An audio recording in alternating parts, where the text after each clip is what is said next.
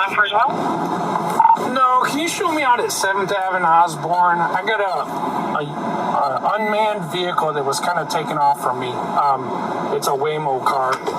It's not every day you see a Phoenix police officer pulling over a driverless car. Hi! But that's what happened June 19th after the officer observed a Waymo going haywire in traffic. I couldn't help but come over just out of morbid curiosity. Yeah. I thought maybe there's a passenger or something. No, like, you know the construction here? Yeah. It was eastbound in the westbound lanes. Oh! Which is real bad.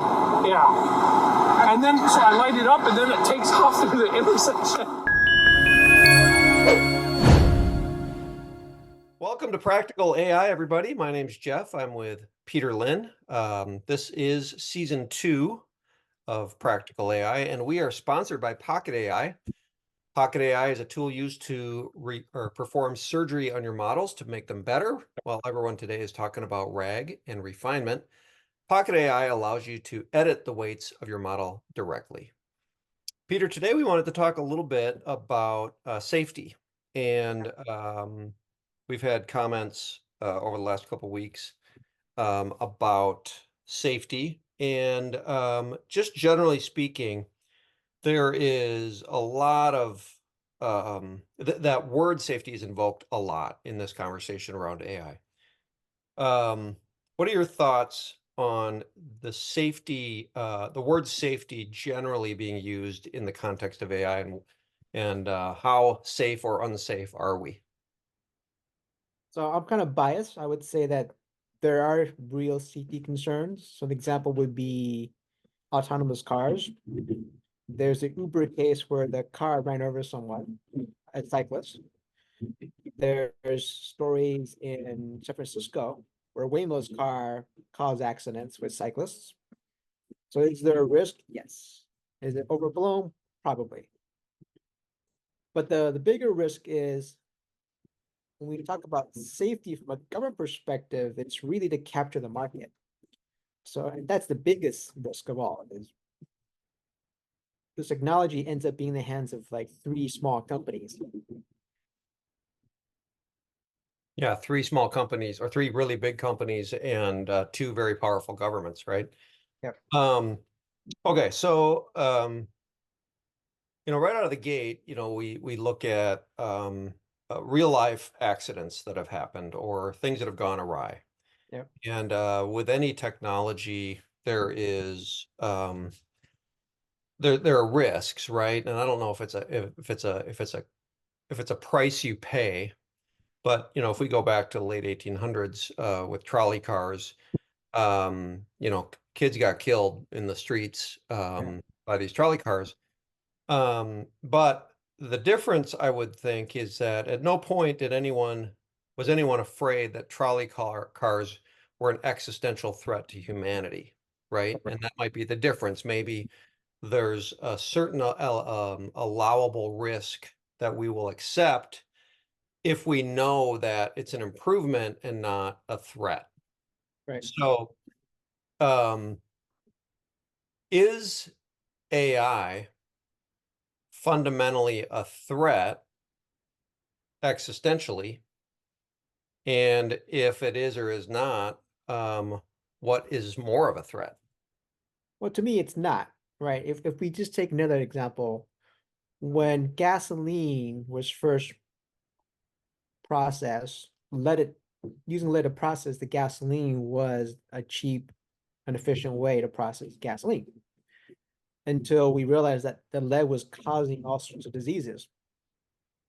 And so now we don't have leaded gasoline. But if you look at the studies, like that caused a lot of like physical ailments across the country for decades. And the research has shown that once leaded gas was banned, a lot of those problems went away. So my take is oftentimes the real danger isn't what we think it is. Like no one thought leaded gasoline was gonna like cause all these health issues, but it did. Right. So do you think that AI is an existential threat to a fully matured AI, general, super, whatever level of intelligence we're talking, is it a threat existentially? Are we at risk of being wiped off the planet? My biased perspective is no, just because the amount of power it takes to power these models today is so astronomical that like just the amount of power on the planet, like you couldn't. I mean, at this point, the power used to train models is like 1 to 2% of U.S. energy consumption. So if we say we give all the energy to training models and running them, that's not very many. So you're saying that the power consumption is gonna limit, Well, will limit the capability of AI to be an existential threat. But let's just play that out. What happens if we had enough power? if we had infinite power, then I think the threat will go higher.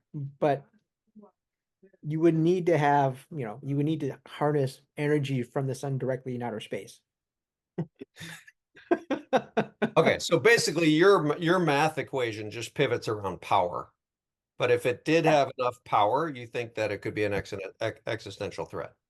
Or if these models took only 5 times more power than the human brain, then I would say that would be okay. Then the threat is more real.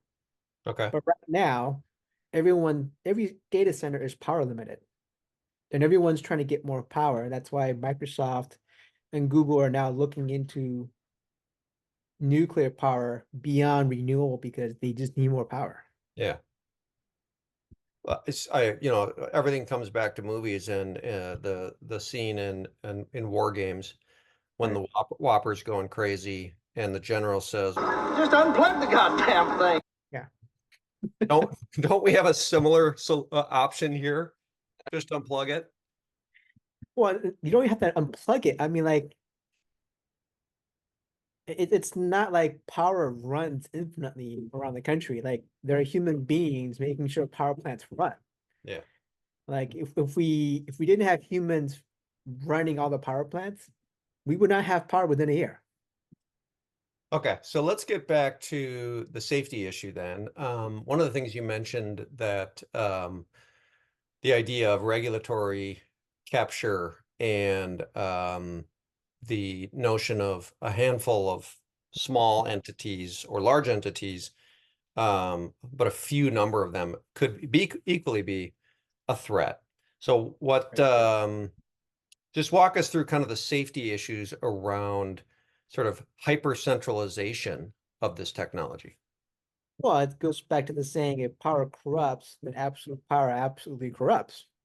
If only 3 companies, which I won't name, but which everyone knows, has control of all the technology around machine learning, they can pretty much do whatever they want. And it's not like they're going to make themselves accountable to the world, because if they hold all the keys, like, what do they care about? Throw in a couple of governments in there, and then you've got a pretty deep and impenetrable web. Well, I mean, at this point, most governments are owned by corporations anyways. You and I agree on that. You and I agree on that. That's for sure. They're already been captured. Yeah. Yeah. No, it's true. Well, and this goes back to something you and I have talked about previously, and that is that's probably a lot of the motivation why these companies want regulations. That Right. they're trying to build walls to keep other people out, which Yeah. what we did the Siskovar conversation about superintelligence. One of the first questions is, where's he getting his money? Because it's billions and billions of dollars to do this now, right? Whereas, 10 years ago, it wasn't so. Right. It's like when Tesla said, "Oh, when Elon said we're gonna build a dojo, and we're gonna build our own chip." And so back in 2022, they brought the chip out, and he was like, "Look at this big honking thing. We're gonna build dojo." Well, you fast forward to 2023 December, and Tesla has their investor day, and some reporter asked him, what about Dojo? And he says, well, think of it as a long-term, you know, as a long-term gamble, which basically means that like Dojo's a failure at this point, but it might be useful in the future, Right. which is why they purchased. I think he ordered 300,000 H1 cards, and they've got 100,000 right now. So Seems like it seems like the limiting factor out there might not be power, it might be NVIDIA. well, it says TSMC can't produce these chips fast enough. Yeah. And it's like, you could argue, well, just get more machines from ASML. Sure, yeah, but they're limited too. They can only produce a certain number of machines a year. Yeah. You can't triple the number of ASML machines overnight just because you want it to.